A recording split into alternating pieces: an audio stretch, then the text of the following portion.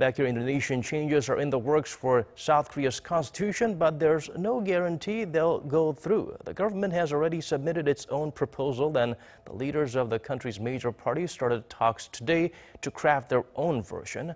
But they're deeply divided over what kind of changes need to be made and when. Kim Min-ji explains further. The floor leaders of the country's three major political parties have rolled up their sleeves for earnest negotiations on crafting a proposal to amend the constitution. They agreed to make concrete efforts after President Moon Jae-in submitted his own proposal on Monday, a move that puts extra pressure on the National Assembly, where there's been a lack of urgency. The ruling Democratic Party of Korea said it's better late than never and called for constructive talks to reach an agreement between all parties. The party said the president's proposal reflects the kind of revision they had in mind and called for the opposition to come to the table with their views. The president's submission of proposals shows that the parliament didn't do its job. I apologize to the people, and we should put an end to the political rift and put all efforts into amending the constitution. Talks on the matter have been ongoing for the past 15 months, and we know the contentious points. 1 month is enough to hammer out a deal. Though the main opposition Liberty Korea party agreed to play an active role in the negotiations, the Conservative Party called on the president to withdraw his proposal. I cannot find any urge in the president's proposal to put an end to the imperialistic presidential system.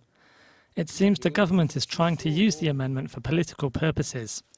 If the president and the ruling party sincerely want a constitutional amendment for the people, we call on the president to take back his proposal and let the parliament be at the forefront. The centrist Padamita party noted that the constitutional revision will determine how the country is run for many years to come and called for an earnest approach from the two biggest parties. Constitutional revision is about changing the country's system, so it's not a matter parties can use to promote their political interests. The people won't allow that. Parties need to come together to think of important matters for the country's future. On the table for discussion are the most contentious areas, including the government power structure, the electoral system, and the timing of a referendum. However, concerns linger over the possibility of reaching a consensus, as parties remain deeply divided on the breadth of changes that need to be made. Eyes will be on the National Assembly over the next month to see whether parties can strike a last-minute deal on a proposal of their own or dig in on their differences. Kim Min-ji, Arirang News.